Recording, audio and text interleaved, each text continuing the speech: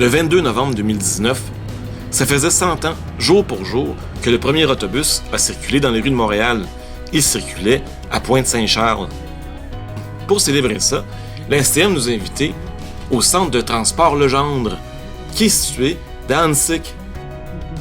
J'ai été accompagné dans cette visite des célèbres frères Havard.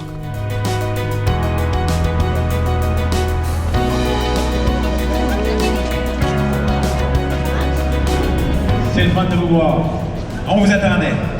On avait hâte que vous arriviez. On commence par l'atelier de pneus. Je connais pas grand-chose aux pneus.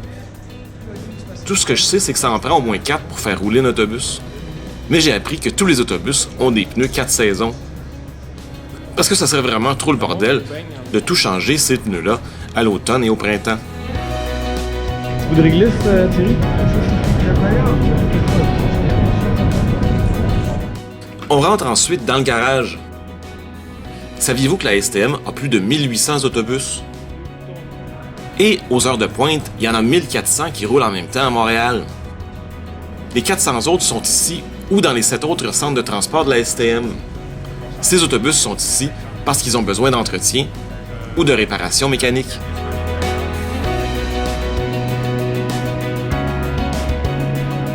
On avait installé dans le garage des autobus de plusieurs époques différentes. On commence par le plus vieux, qui a commencé sa carrière en 1973, dans le temps que les couleurs de la STM étaient dans le brun plutôt que dans le bleu.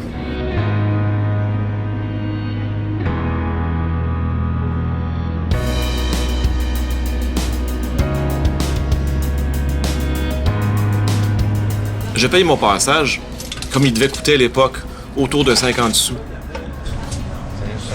On se croirait dans une banquette d'un diner. Ce type d'autobus-là, avec ses banquettes luxueuses, roula dans les rues de Montréal jusqu'en 1989.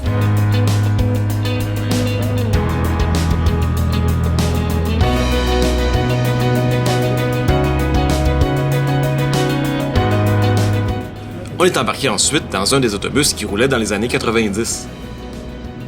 Ça me fait drôle d'avoir à monter pour aller jusqu'à mon siège. Je pense que Jeff Suacoche s'est trouvé une nouvelle vocation. J'ai pris très souvent l'autobus dans les années 90, donc je me rappelais vraiment avec nostalgie de quoi avait l'air l'intérieur et la disposition des sièges. On arrive maintenant dans un des bus actuels qui roule à Montréal, un autobus hybride, c'est-à-dire une propulsion hybride entre le biodiesel et l'électricité. T'as dit, c'est... Mais non, il n'y a pas de piton. J'aurais mis un piton. Ouais. Ben, tu peux changer ton iPhone. Tu peux comme. Il y a une application pour changer ton arrêt. S'attirer là-dessus, il n'y aura pas le choix de s'arrêter après. Ouais. C'est sûr que si tu fais tomber dans la fenêtre.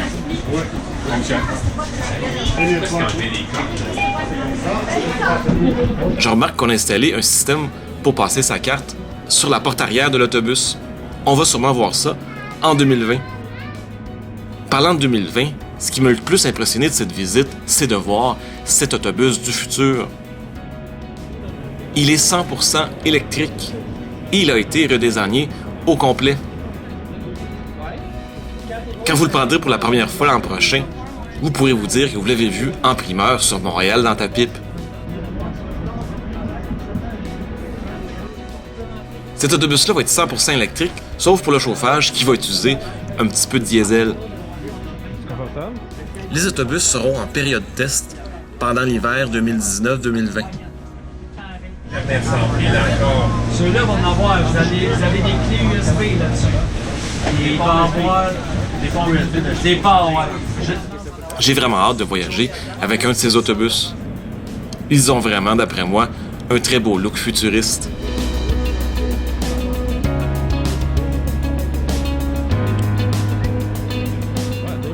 Pour nous ramener dans le passé, dans le garage, il y avait aussi une de ces petites machines à correspondance, comme il y avait dans les stations de métro.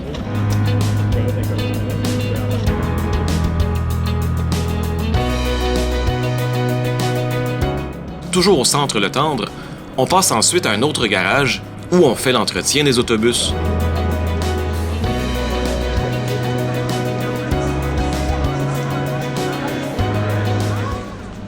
On y voit, entre autres, un endroit où l'on peut faire ou refaire la peinture des autobus.